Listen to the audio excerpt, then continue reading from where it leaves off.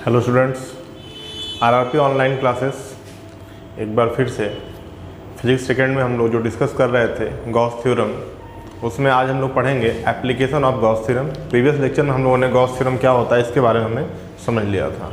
आज हम लोग डिस्कस करेंगे application of Gauss theorem, Gauss theorem के अनुप्रयोग। जैसा कि यहाँ पर लिखा हुआ है, पहला अनुप्रयोग इसका है कि सीधे आवेशित तार द्वारा उत्पन्न वैद्युत क्षेत्र की गणना हम करेंगे गॉस के नियम के अनुसार।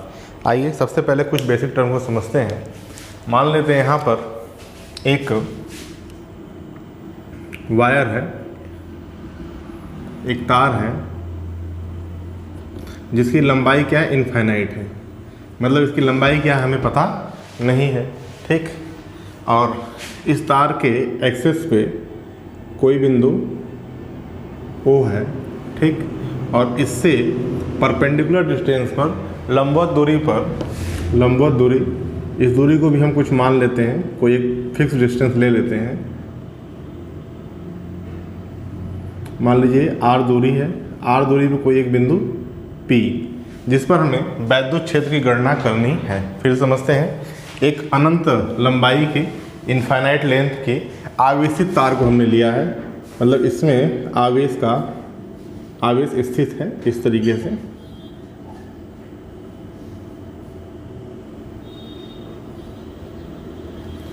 ठीक। और इस तार में आवेश के कारण है ना, जो है इससे इस तार से R दूरी पर कोई एक बिंदु P है, जिस पर हमें वैद्युत क्षेत्र की तीव्रता की गणना करनी है कि वैद्युत क्षेत्र का मान क्या होगा। आइए इसको देखते हैं। अब देखिए, आप बिंदु O से समान दूरी पर ही, बिंदु O जो है इस तार के है ना, ठीक। एक चीज़ और यहाँ पे मानना पड़ेगा आपको। हम मान लेते हैं कि तार के एकांक लंबाई में आवेश की मात्रा,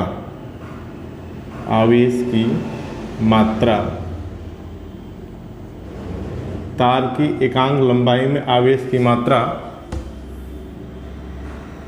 लैम्डा है, ठीक।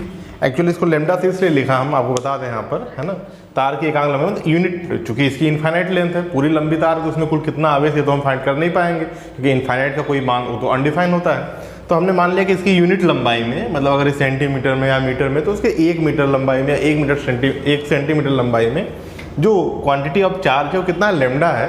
और इस टर्म को जो भी हमने यहाँ पर लिखा है, तार की एकांक लंबाई में आवेश की मात्रा, इसको हम लोग फिजिक्स में रेखीय आवेश घनत्व कहते हैं। रेखीय आवेश घनत्व कहते हैं। और यह एक फिजिक्स की क्वांटिटी है, एक भौतिक राशि है, जिसे लैम्डा से रिप्रेजेंट किया जाता है। इंग्लिश में इसको बोलते हैं लीनियर चार्ज डेंसिटी, ठीक। लीनियर चार्ज डेंसिटी, जो PDF नोट्स आपको मिलेगा उसमें दोनों लैंग्वेज में लिखा होगा, रेखीय आवेश घनत्व, ठीक। तो क्या है, लैम्डा है हमारा। चलिए अब हम इसकी कैलकुलेशन करने के लिए सबसे पहले देखते हैं, यहाँ बिंदु O से एक फिक्स डिस्टेंस दोनों तरफ समान दूरी पर हम दो और पॉइंट ले लेते हैं, A और B, ठीक। अब इस A और B के कारण भी इस बिंदु P पर हमें इलेक्ट्रिक फील्ड निकालना है, और इस बिंदु O के कारण भी हमें इस पे इलेक्ट्रिक फील्ड निकालना है। चलिए हम मानते हैं कि बिंदु O के कारण बिंदु P पर इलेक्ट्रिक फील्ड हमारा वो क्या है, DE है, ठीक। और इसकी डायरेक्शन क्या होगा, इस तरीके से ऊपर की ओर होगा, ठीक। और अगर हम मान लें कि बिंदु A और बिंदु B के कारण, ठीक, अगर इस बिंदु P पर मैं क्या निकालना हो, इलेक्ट्रिक फील्ड निकालना हो, तो इसको इस तरीके से, इस इलेक्ट्रिक फील्ड की डायरेक्शन को है ना, सीधा होना चाहिए लाइन, ठीक, बिंदु P पर। तो देखिए ये जो है, अगर मान लीजिए ये एंगल आपका क्या हो, थीटा हो, और ये एंगल भी क्या हो, थीटा हो, कुछ ना कुछ एंगल ड्रा होगा ही, है ना। तो इसकी डायरेक्शन कुछ इस तरीके से हो जाएगी, और इसकी डायरेक्शन कुछ इस तरीके से हो जाएगी, और डायरेक्शन किसकी होगी, इलेक्ट्रिक फील्ड की, यानी कि DE की, ठीक। अब यहाँ से यदि हम इस पॉइंट P पर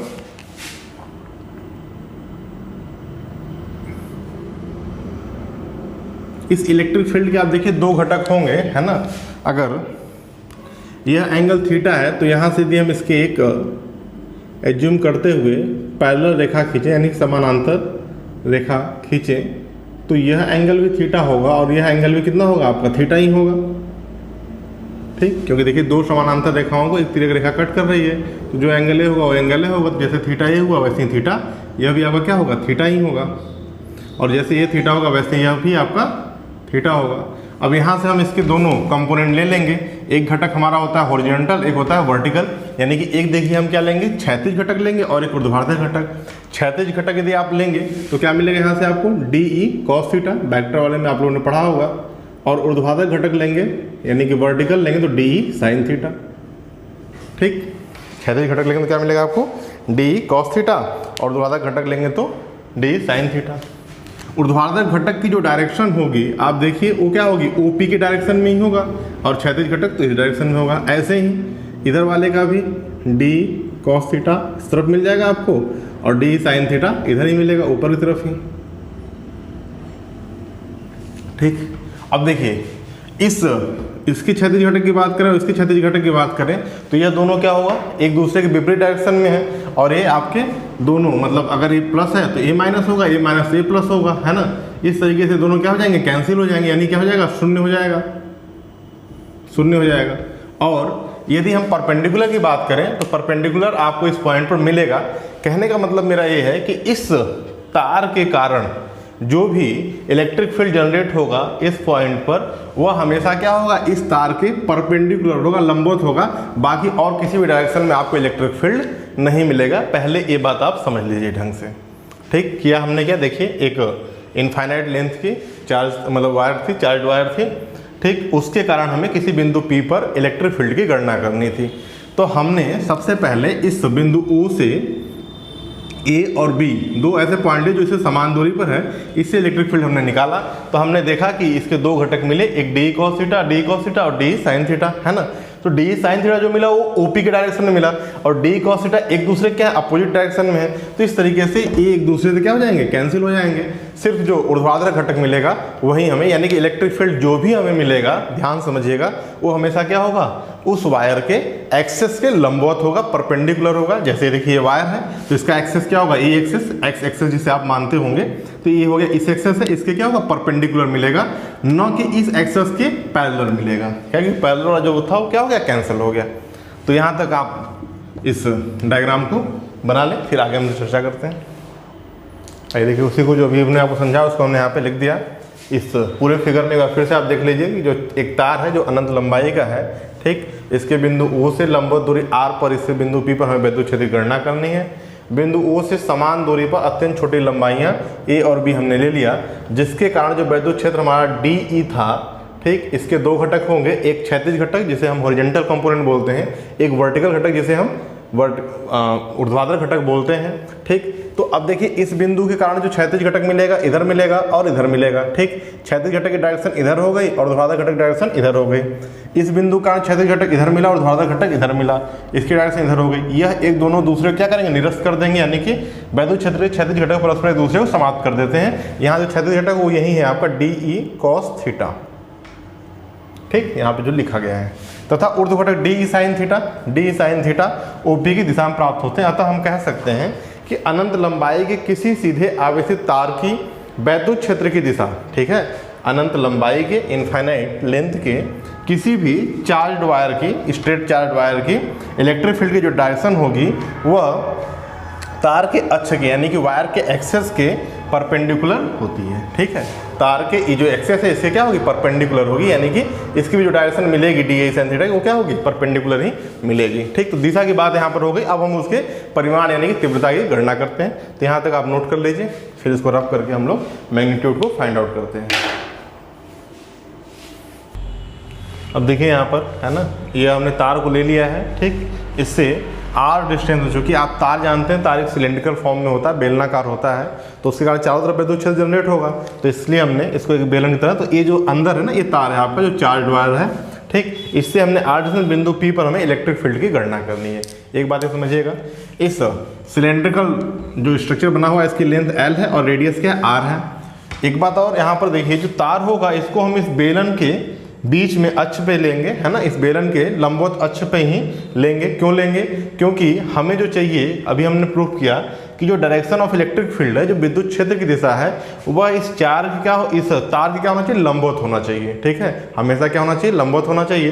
तो जब आप इसके बीच में ले लेंगे तो इसके चारों तरफ जो इलेक्ट्रिक फील्ड मिलेगा, चारों तरफ मिलेगा, और वह इस बेलन के, इस सिलेंडर के रेडियस की यानी त्रिज्या के अनुदिश होगा, उसी के अनुदिश होगा।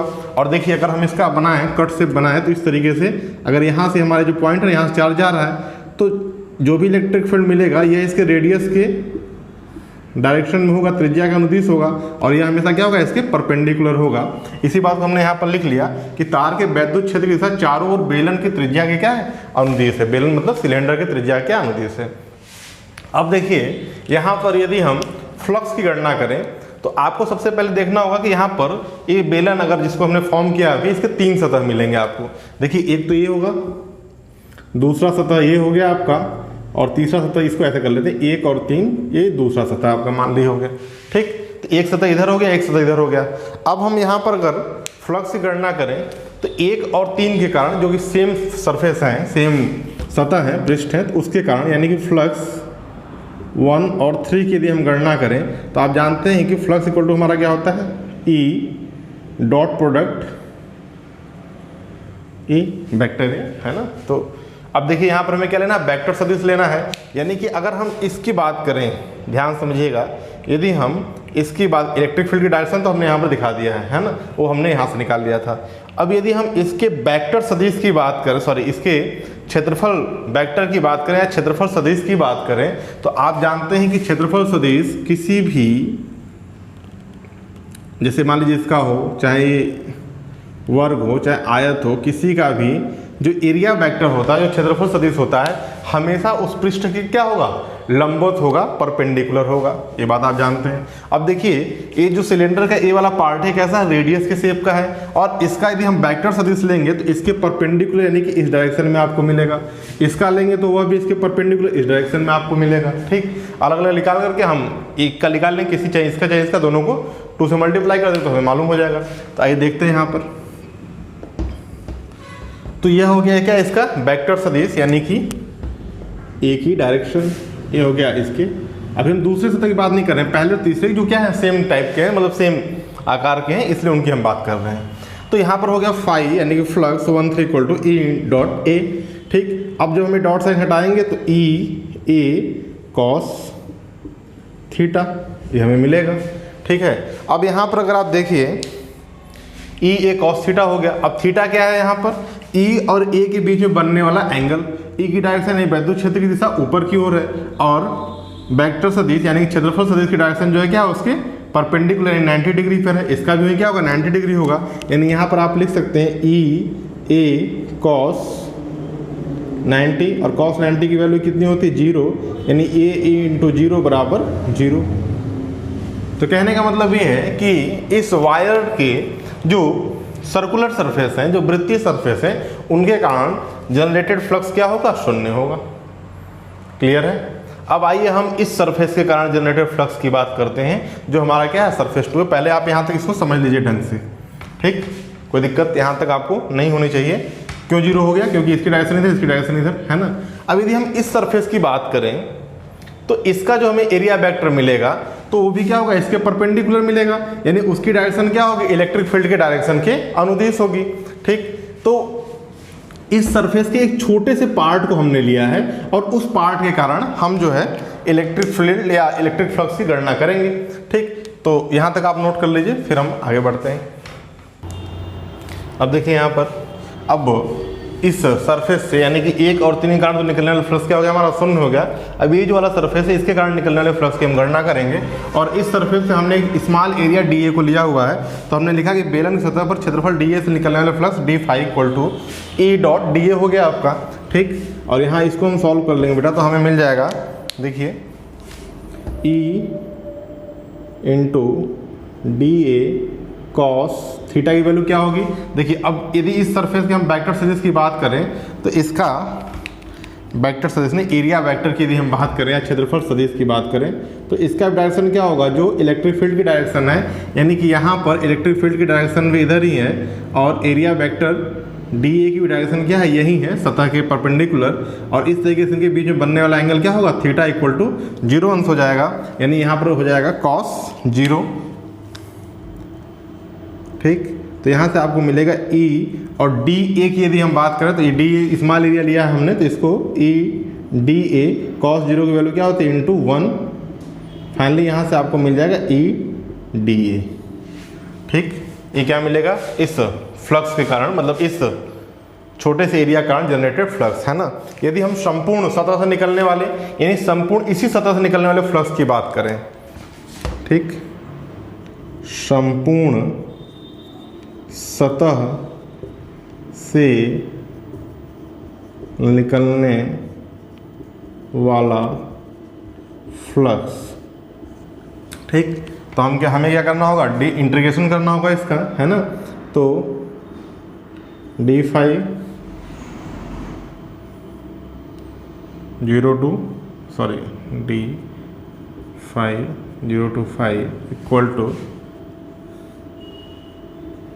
ई, तो ई तो कांस्टेंट है, ई बाहर आ जाएगा, अंदर क्या बचेगा आपका डी ए, और एरिया देखिए 0 to कहाँ हो जाएगा, तो यहाँ पर आपको इस बेलन का ये वाला जो भाग है जिसे हम लोग बोलते हैं क्या, कर्व्ड सरफेस एरिया, वक्र पृष्ठीय क्षेत्रफल, उसको ध्यान में रखना होगा। और बेलन का वक्र पृष्ठीय क्षेत्रफल क्या होता है, CSA, वक्र पृष्ठीय क्षेत्रफल, वक्र पृष्ठीय क्षेत्रफल क्या होता है 2 पाई आर एल। यदि उस बेलन की लंबाई l हो और रेडियस क्या r हो, तो 0 to 2 pi R L limit लगा करके अब हम इसको क्या करें, यहाँ पे इंटीग्रेट कर देंगे। जब आप इंटीग्रेशन करेंगे इसको सॉल्व करने के बाद, पहले भी हमने आपको बताया था, पहले इसको सॉल्व करेंगे, यहाँ पे हमें मिल जाएगा phi equal to E into 2 pi R L, और ये हो जाएगा आपका इक्वेशन नंबर 1। ठीक, जिनको ये इंटीग्रेशन नहीं समझ में आया, आप प्रीवियस वीडियो में देखेंगे जिसमें गॉस प्रमेय बताया गया है, वहाँ पर इंटीग्रेशन को हमने एक्सप्लेन करके बताया है। तो यहाँ से आपका आगे phi equal to E into 2 pi R L, equation number 1। इसको आप नोट कर लीजिए, फिर हम गॉसियन थ्योरम का यूज करेंगे। देखिए ये आपका हमारा जो है, इसको हमने डायरेक्ट यहाँ पे लिख लिया, संपूर्ण सतह से निकलने वाला फ्लक्स फाई बराबर ई इंटू 2 पाई आर एल। अब देखिए जो वर्ड अभी हमने मिटा दिया, आप पहले इसको बैक करके देख सकते हैं, उसकी लंबाई हमने कितनी दी थी, एल दी थी, और स्टार्टिंग में हमने क्या किया था, एज्यूम किया था कि यह लेंथ क्या इनफाइनाइट लेंथ का वायर है, और जिसके यूनिट लेंथ पर लेमडा है। तो मान लीजिए अगर यूनिट पर क्या है, लेमडा है मतलब एकांक लंबाई पर 1 मीटर या 1 सेंटीमीटर, जो भी आपने यूनिट यूज किया होगा, उस पर यदि आवेश की मात्रा लेमडा होगा तो उसके एल लेंथ पर क्या हो जाएगा, लेमडा इंटू एल हो जाएगा। तो यहाँ पर हमने लिखा कि अब तार की लंबाई एल पर उपलब्ध कुल आवेश है ना, जो टोटल चार्ज हो क्या होगा, Q equal to L lambda हो जाएगा। ठीक, आवेश की मात्रा कितनी होगी, एल इंटू लेमडा होगा। कैसे होगा, क्योंकि एक एकांक आवेश पर एकांक लेंथ पर, यानी कि यूनिट लेंथ पर कितना था, लेमडा था, यदि इसकी लंबाई एल हो गई तो कितना हो जाएगा, एल लेमडा, यदि 2 हो जाएगा तो 2 लेमडा 3 लेमडा, इस तरीके से। तो लंबाई एल है तो एल लेमडा होगा, यहाँ तक कोई दिक्कत नहीं होगी आपको। अब देखिए क्यू आवेश के लिए निकलने वाला फ्लक्स फाई है ना, यदि हम इसको गॉस के प्रमेय से निकालें तो फाई इक्वल टू हमारा क्या होता है, क्यू अपॉन एप्सिलॉन नॉट होता है। क्यू की वैल्यू अगर हम यहाँ से पुट करेंगे तो हमें यहाँ से मिल जाएगा L lambda upon epsilon not, और ये हो गया बेटा हमारा इक्वेशन नंबर 2। देखिए इक्वेशन 1 और इक्वेशन 2 दोनों क्या है, फ्लक्स के मान को बता रहे हैं ना। ठीक, निकलने वाले फ्लक्स को बता रहे हैं, तो इसको हम क्या करेंगे, इक्वेट कर देंगे, एक दूसरे से कंपेयर कर देंगे, है ना। तो दोनों को हम दाहिना पक्ष ले लेंगे तो आपको यहाँ से मिल जाएगा L lambda upon epsilon naught equal to E into 2 pi R L. ठीक, 2 पाई आर एल क्या है, उस बेलन का वक्र पृष्ठीय क्षेत्रफल, संपूर्ण पृष्ठीय क्षेत्रफल नहीं, क्योंकि संपूर्ण पृष्ठीय लेंगे तो फिर पाई आर स्क्वायर उसके सर्कुलर पार्ट भी क्या होते हैं, जुड़ जाते हैं। ठीक है, तो ये उसका क्या है, कर्व्ड सरफेस एरिया CS से है ना। यहाँ से हमें इलेक्ट्रिक फील्ड E की गणना करनी है, तो आप इसको पक्षांतर कर लेंगे तो E इक्वल टू आपको मिल जाएगा L lambda upon epsilon not, और 2 पाई आर एल इधर से आ गया, एल से एल कैंसिल हो जाएगा, E इक्वल टू आपको क्या मिल जाएगा, lambda upon 2 pi R epsilon not.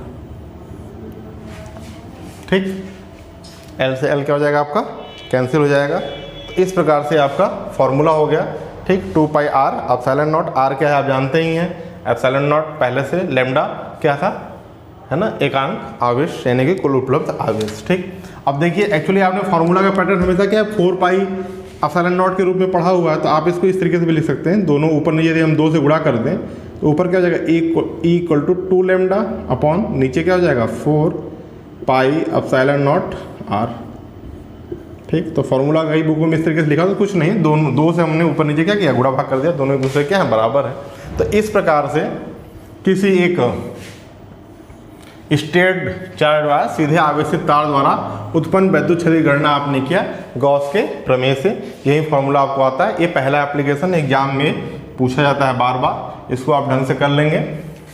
इसका PDF भी हम जो है इसी चैनल पे लिंक में दे देंगे और ऐसे भी ग्रुप में डाल दिया जाएगा। तो ये आपका एक टॉपिक है। इसके बाद सेकंड नेक्स्ट लेक्चर में हम लोग इसके और भी एप्लीकेशन देखेंगे, है ना। एक एप्लीकेशन मैंने आज करा दिया, एक एप्लीकेशन आपको और कराएंगे। इसके बाद फिर नेक्स्ट टॉपिक को हम लोग डिस्कस करेंगे। रेगुलर पढ़ते रहिए, जहाँ कोई दिक्कत आती है आप बात करिए, जल्द ही आपकी जूम ऐप पर भी क्लासेस स्टार्ट हो जाएंगी। ठीक, और जैसा ही कोई निर्देश मिलता है तो फिर ऑफलाइन क्लासेस भी स्टार्ट होंगी। Thank you.